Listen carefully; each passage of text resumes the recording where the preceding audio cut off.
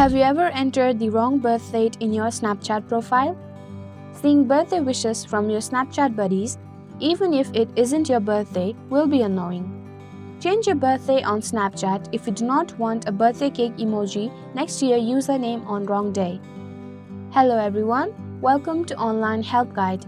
Today in this video, I am going to show you how to change your birthday on Snapchat. So without any further ado, let's get started. Open your Snapchat on your device. Click on the profile icon at the top left of your screen. Tap on Settings icon at the top right of your screen. On the Settings page, under Accounts, tap on Birthday. Now change your birthday.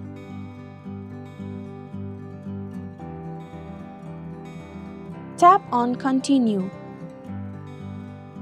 Tap on OK. There you go. This simple step should show you how to change your birthday on Snapchat. Thank you for watching Online Help Guide. Hope this video was helpful. If it was, then hit the like button and comment down if you have any questions or feedback.